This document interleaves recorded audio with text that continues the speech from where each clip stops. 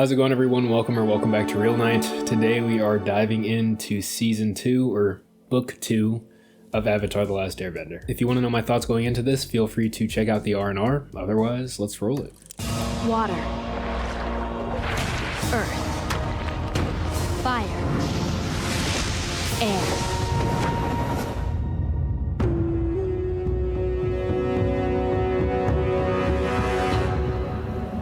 And Book 2. So yeah, we're getting another look into the Avatar state, and this looks like the southern or northern air temple. Was that like a flashback into the southern air temple?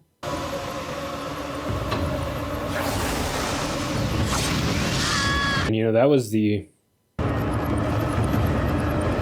yeah, that was the fire temple they went to, the Roku one, the ocean spirit. Maybe he's experiencing some PTSD, I don't know. Do you want to talk about it?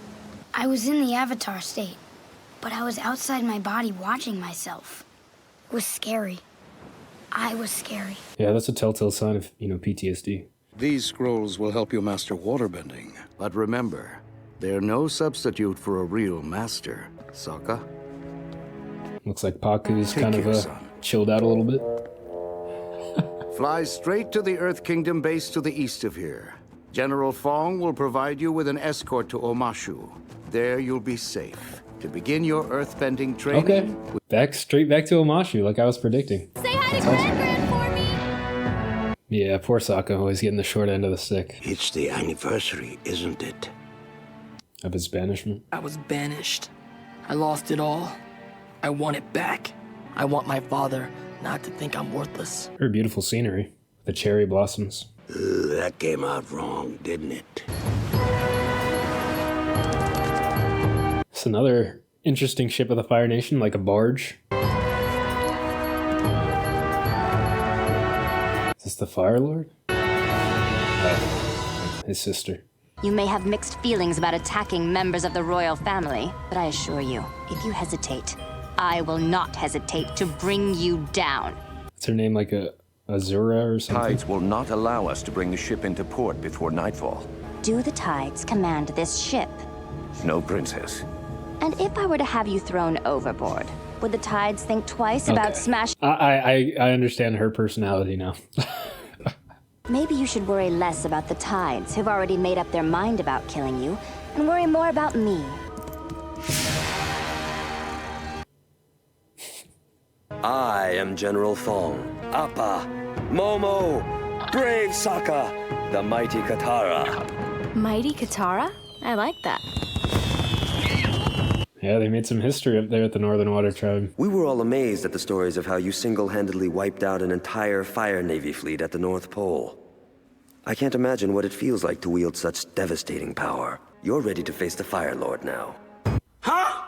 Aang still needs to master all 4 elements. With the kind of power he possesses, power enough to destroy hundreds of battleships in a matter of minutes? It's not really in his control, though. At least it seems that way. We could cut a swath right through to the heart of the Fire Nation. Right, but I don't know how to get in or out of the Avatar state. Yeah. So it's decided then. I'll help you figure out how to get into the Avatar state, and then you'll face... Yeah, it's never a good idea to rush things. We already have a plan. Aang's pursuing his destiny his way. Every day the Fire Nation takes lives. People are dying, Aang. Think about it. I wonder what those skulls are. Maybe another version of the new O mask. But yeah, I mean, he has a point. He already has a timetable. But... what? Almost perfect. What in the world? I mean, we saw Iroh redirect, but she's bending lightning. That's insane. I guess maybe lightning is an extension of firebending. So does that make firebending more of like an energy bending? I'll fight the Fire Lord. Okay, but I mean, you have friction. You're not that guy, pal. Trust me. You're not that guy. I told the general I'd help him. There's a right way to do this. Practice, study, and discipline. Or just glow it up and stop that Fire Lord. If you two meatheads want to throw away everything we've worked for, fine. Go ahead and glow it up. Katara! He probably just feels pressured, you know? I don't have time to do this the right way. This rare chi-enhancing tea is a natural stimulant. Yeah, it might take him into that state that he was fearing from his dream. Is it working? Is it working? I can't tell. Somebody tell me if I'm in the avatar state, because I don't have a good view of myself. Yeah, caffeine. Still not glowing. I think it's just more of a state of like heightened emotional turmoil. I'll enjoy these keepsakes for years to come. We don't need any more useless things. You forget we have to carry everything ourselves now. Hello, brother. Uncle. Well, that was quick. Mission complete in the first episode. Uncivilized so soon, Zuzu. Don't call me that! Zuzu. I've come with a message from home. Father's changed his mind. He's heard rumors of plans to overthrow him. Treacherous plots. Her plans? The only ones you can really trust. Yeah, it seems like her plans. He wants you home. So she's playing up her own ambitions here. Do you remember when we were at the air temple and you found Monkiatso's skeleton? It must have been so horrible and traumatic for you. Mm-hmm. I'm not saying the Avatar state doesn't have incredible and helpful power. And he started to get into it too when they were talking by the fire in episode 12. For the people who love you, watching you be in that much rage And he was and pain remembering is really scary. everything. Every day, more and more people die. I'm already 100 years late. Defeating the Fire Lord is the only way to stop this war. I can't watch you do this to yourself. I'm not coming tomorrow. We're going home. After 3 long years. It's unbelievable. It is Truly unbelievable. Yeah. I have never known my brother to regret anything. I'm glad Iroh's here. Talk some sense. Zumba. He cares about me. I care about you. And if Ozai wants you back... You don't know how my father feels about me. You don't know anything. Zuko, He knows his brother better than you do. things are not always what they seem. I think you are exactly what you seem. A lazy, mistrustful, shallow old man who's always been jealous of his brother. I don't think so. I think he has priorities straight, you know? Enjoying life for what it is, rather than hungering for power. Being overly ambitious. Although, I mean, I don't know the full story yet, so I guess we'll see. That was episode 2, I believe. I don't think we should be trying to bring on the Avatar state. You sure? Yes. Okay. Oh, Sokka with the hair down. Wait! Don't leave without me. Uncle, you've changed your mind. Family sticks together, right? Yeah, I think he'll need him. He's probably thinking back to that explosion that Zhao ordered. I can only reach the Avatar state when I'm in genuine danger. Dang.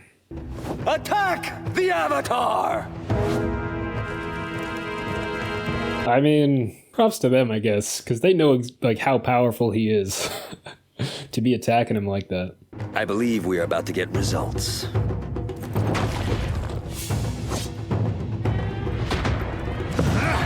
And yeah, while I was looking through those previous episodes, I realized that the Earth Nation's or the Earth Kingdom symbols, it's like the coins that they use.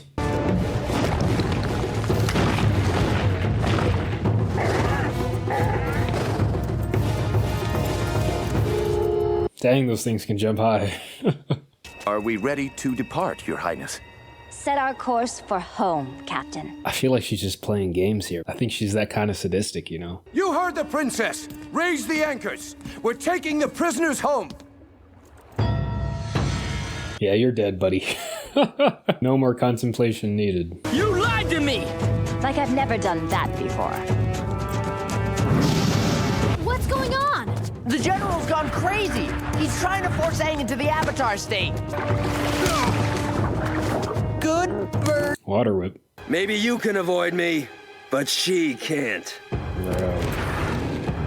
This dude is ruthless. Katara! No! Stop this! You have to let her go! You could save her if you were in the Avatar state.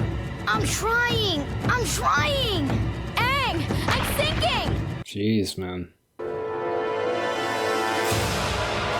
Yeah, results, but I don't think it's gonna be the result he wants.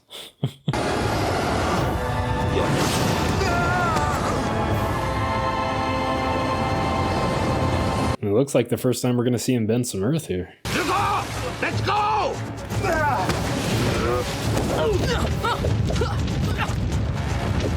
Like flame daggers. Man, already I'm enjoying all these new little like powers and stuff that they're highlighting. Why would he want you back home, except to lock you up where you can no longer embarrass him?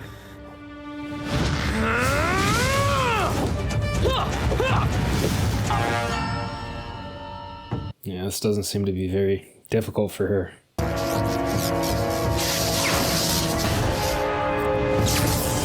Okay, so yeah, he still redirects it. It was just a trick to trigger the Avatar state, and it worked! At what cost?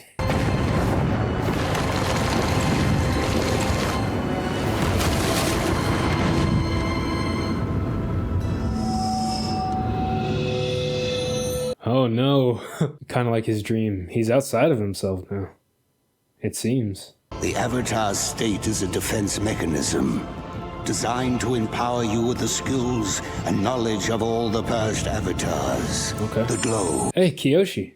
Of all your past lives. So was she an earthbender? Through your body. In the Avatar state. Another airbender. Most powerful. Whew. If you are killed in the Avatar state, the reincarnation cycle will be broken, and the Avatar will cease to exist. So Kiyoshi was right before Roku, huh? I guess that would make sense.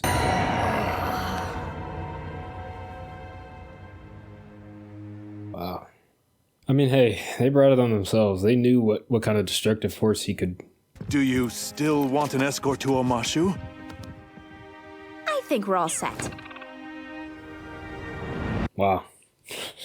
Anyone who harbors these traitors will face the wrath of the Fire Lord. There will be no place left to hide. Okay, yeah. I mean, already a lot of these predictions are coming true. Was that her dagger? Or one of hers?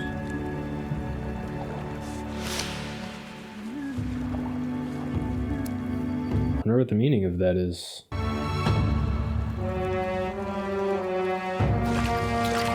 Maybe that's like a royal symbol or something?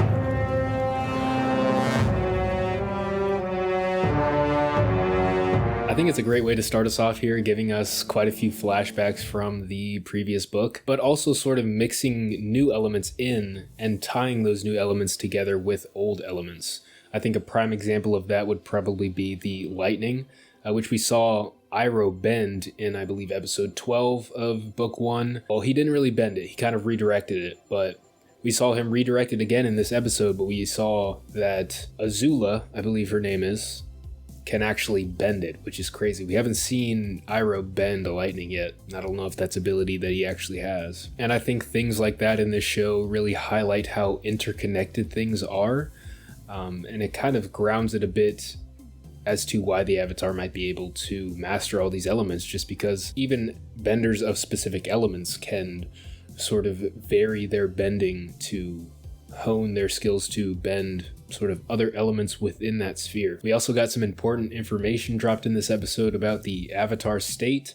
I know I've been calling it the Avatar spirit for the longest. Just hearing Katara say that in episode 2 just kind of cemented that in my mind, but I'll try to call it the Avatar state going forward. Aang having a little bit of PTSD here, maybe. That might be a bit of a strong term to use to describe it, but we saw him sort of reliving those moments from book 1 in a very nightmarish way, and kind of seeing himself outside of that, but still doing those things. So pretty textbook there. But I think one of the most important things we learned about the Avatar state in this episode was just how vulnerable an Avatar can be when they're in that state, and what it means if they die while accessing that power. I think that's going to be a key piece of information going forward. It was also really fun to see all those different avatars from the past.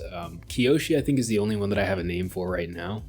If they have said any other names, then I'm totally forgetting. But if you're enjoying the video so far, be sure to leave a like, leave a comment down below. We have episode number 2 on the docket, so let's roll it.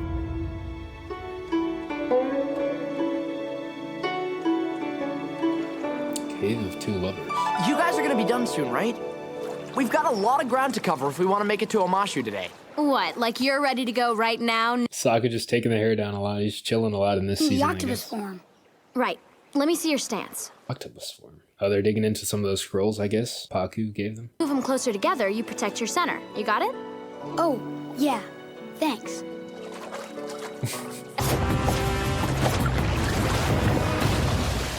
You make a fine octopus, Pupil Aang. They're both getting pretty good. It's cool to see. Don't fall in love with the traveling girl. She'll leave you broke. A bard troop. I'm Chong, and this is my wife Lily. We're nomads, happy to go wherever the wind takes us. I'm a nomad. Hey, me too. I know. You just said that. Oh, nice underwear. What? This dude. I wasn't meant to be a fugitive. This is impossible. Uncle, what are you doing? Okay, so it's been a minute. The rare white dragon bush. Go's hair's growing out a bit. Oh, it's the white jade bush, which is poisonous. Oh, wow. We need to get to Omashu. This is just reminding me so much of, not necessarily Legend of Vox Machina, but watching Critical Role. You gotta This is focus the type of less stuff on the that they would where do. and more on the going. Flowers in the hair, braids, stuff like that. And Sokka's right. We need to find King Boomy so Aang can learn earthbending it's also somewhere reminding safe. me of one of my own personal D&D campaigns. There's an old story about a secret pass. That lead bard guy has the exact personality of one of the people from that campaign. Two lovers forbidden from one another. A war divides their people, and a mountain divides them apart. Built a path to be together. Yeah, I forget the next couple lines, but then it goes, secret tunnel, secret tunnel.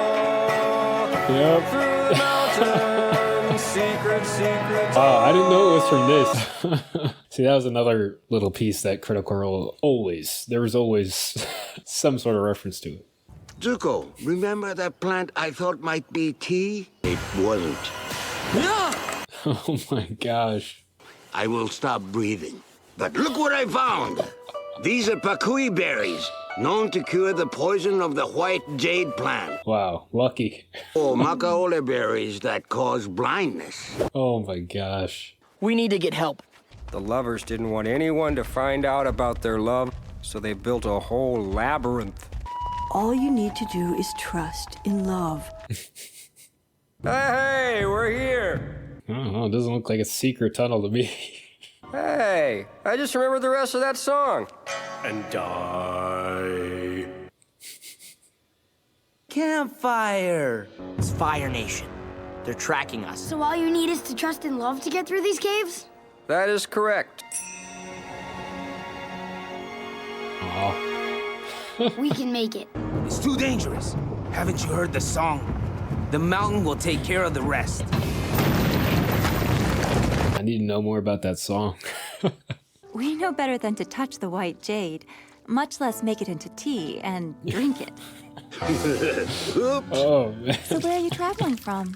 Yes, we're travelers. Do you have names? Names? Lee. And this is my uncle, Muxi. Yes, my nephew was named after his father, so we just call him Junior. Yeah, they're not too good at this. Why don't you stay for dinner? My mom always makes too much roast duck.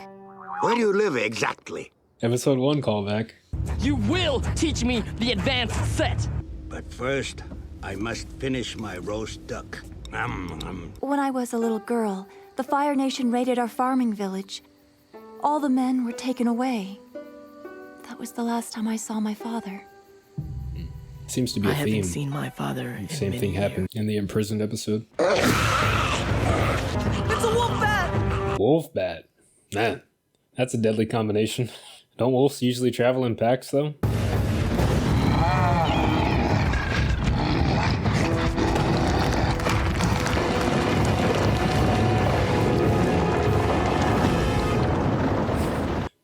Aang coming in clutch here, but I feel like there's probably gonna be more of those bad things. Oh, two lovers, what was the song? What was the word? It was like, divided by a mountain or separated by a mountain or something. The mountain divides them apart. Can I join you? I know what you've been through. We've all been through it. The Fire Nation has hurt you. This might be good for Zuko, though. It's okay. They've hurt me too. Yeah, I feel like he hasn't ever had any friends, you know? At least, like, of his own age to sort of relate to. Don't let the falling rocks turn your smile into a frown. When the tunnel's as darkest, that's when you need a clown. Hey! Man, Sokka just needs to let it go, you know? Have a little bit of a good time. Enjoy yourself, son. Aang, look! We found the exit! It's a tomb. Yeah, kind of looked like one. That rolling crypt stone. It must be the two lovers from the legend. That's who's buried here. They didn't even make it out.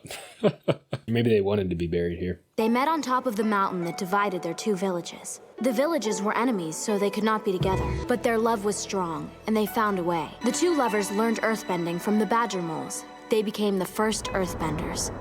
Okay. They were at tunnels so that they could meet secretly. Anyone who tried to follow them would be lost forever in the labyrinth. Interesting. But one day, the man didn't come. He died in the war between their two villages. So the legend of earthbending is a love story. I always Have destroyed them all. love a little bit of background here. But instead, she declared the war over. I wonder if that depiction there was kind of like a Japanese reference, because I know the Japanese flag has the red sun on it. It does draw heavily from Japanese culture, as I was mentioning when they went to Kyoshi Island. Both villages helped her build a new city where they would live together in peace. Oh, is that Omashu? The woman's name was Oma, and the man's name was Shu. Okay. The great city was Wow. named Omashu as a monument to their love. That's awesome. Double history here. Love is brightest in the dark. So I wonder why Ba Sing Se is the capital and not Omashu. All we need to do is play a love song. What? Never mind, it's too crazy. Katara, what is it? I was thinking. The curse says we'll be trapped in here forever unless we trust in love. And has a picture of them kissing. Where are you going with this? Aang, I think you can draw some What if conclusions. we kissed? Us kissing? Can you imagine that? Yeah, I definitely wouldn't want to kiss you. Come on, bud. Way to fumble it. Way to fumble it, Aang. If it was a choice between kissing you and dying... Oh! What? I'm saying I would rather kiss you than die. That's a compliment. Well, I'm not sure which I would rather do. Aw, man. What is wrong with me? Yeah, you had that one in the bag, man. You didn't even have to do anything, really. Lose the love because it's in your heart. I mean, he has zero experience, though. Thank you for the duck. It was excellent. Brings me joy to see someone eat my cooking with such gusto. I know you don't think there's any hope left in the world, but there is hope. The Avatar has returned. I know. I feel like, yeah, he might just need time, but clearly Zuko's on the wrong side here. What are you doing? Stealing their horse? I showed you great kindness. They're about to show us a little more kindness. Come on, Zuko.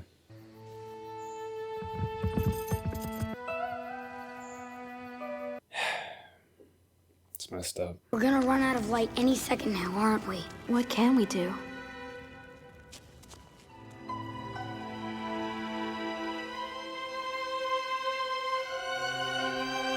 They're really gonna fade to black with this one. Putting out the lights. Leave it a mystery as to whether they did or not. I mean, I think they did. Hey, you saved us, Sokka. They were trying to get away from something. I was at the Badger Mole, the Earthbenders. Wow, these things are huge. That makes me think, too. I think we saw something similar when Aang went to visit Ko and he was in the spirit realm for a while.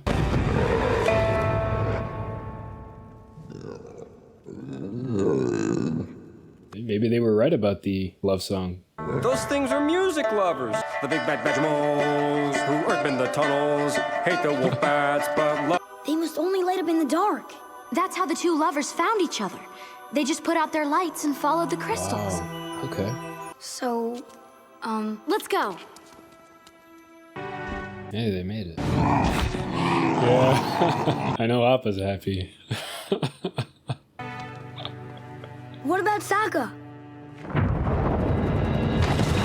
Made their own exit. Why's your forehead all red? Nobody react to what I'm about to tell you. I think that kid might be the Avatar. Oh, so many face palms. So are you guys gonna come to His Omashu head's with us? turning red. Nope. Okay. I like them, man. I bet you they're gonna be coming back at some point. Or at least I hope so. Because it's in your heart.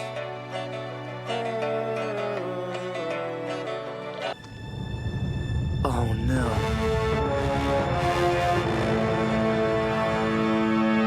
What?